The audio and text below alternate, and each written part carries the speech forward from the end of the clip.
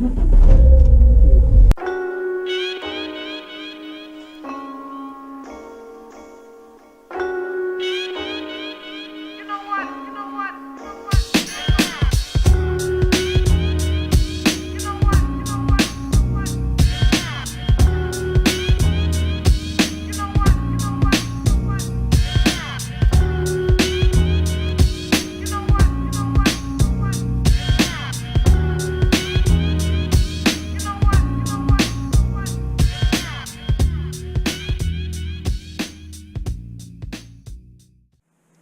you join me today in another RS Clio. This one here is a Mark II Clio, and it's the 172 Cup. It's a lightened version of the 172, and yeah, it's a bit more sort of hardcore than the standard 172, which is already a pretty hardcore hot hatch. When I was looking at buying a hot hatch about a year and a half ago, I eventually settled on the 197. And that's been a really good car for me, but it was a bit softer than the Mark II.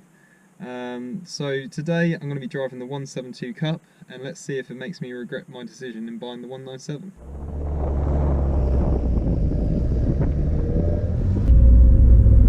So it sounds like the 172 Cup shortchanges you a little bit, because you don't get the xenon headlights, you don't get the half leather seats, you get thinner glass, you don't have any ABS, you don't have any aircon, you don't have any climate control over the standard 172. So really, why would you pick a 172 Cup over the standard car? Well, let's find out.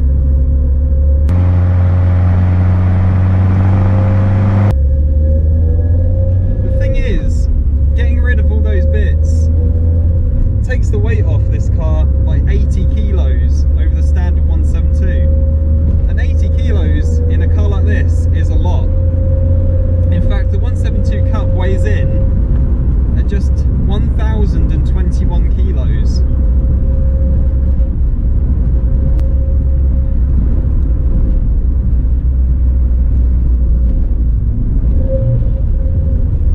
Now up front it has a 2-litre naturally aspirated 4-pot engine, and the engine in this is absolutely exceptional. It's been tuned by Renaultsport, it's had a Renaultsport custom remap on it, and it picks up really well from low down. It's excellent. It sounds great as well with the exhaust.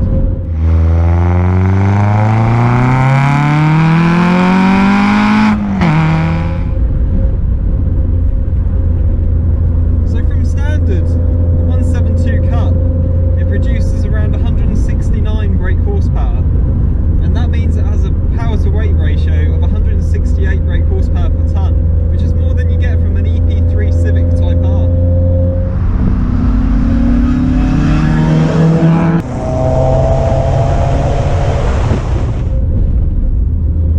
Now thanks to that power and the lightweight nature of this car, the 0 to 60 time is just 6.7 seconds, which is absolutely rapid for a car like this.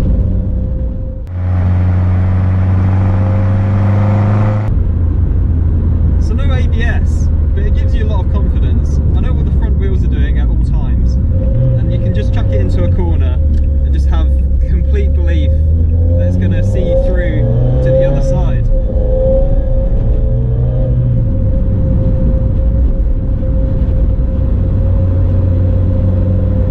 There are a few rattles in here, and it is quite loud. You might have noticed that I'm practically screaming at you here. But other than that, it's quite comfortable. The seats are stock, and they're quite comfy seats, and the suspension's really quite soft as well. In the Cup you get uprated shocks and dampers and springs, and I thought it would be a lot stiffer than this, but it's quite comfortable.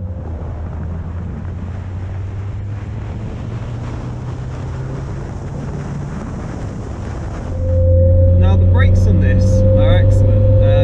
They're Brembo HCs, which are the same ones that the 197 uses, and the pads are DS2500s, and yeah, they stop pretty well, and they're excellent feel as well. You can brake really late, and there is no skidding or anything. It feels really nice to brake in this car, which is quite a strange sensation.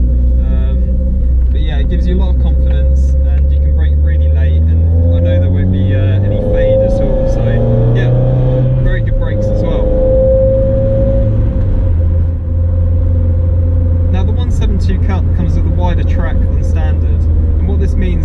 gives you better turn-in stability, and you can make little adjustments when you're cornering as well, and you won't find yourself in a hedge. So yeah, let's put that in practice now. So I'm turning. Well, I want to turn a bit tighter. That's all right. I can turn a bit wider, a bit tighter. It's fine. And the pedals as well, they're spaced out perfectly for heel and towing.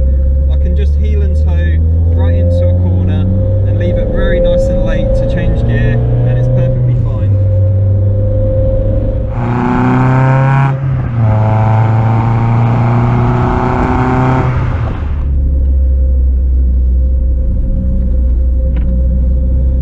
You can really see why, if you go to any track in the UK, you'll see about a dozen of these Clios. They're absolutely fantastic on track, and they can keep up with not only sports cars but supercars as well.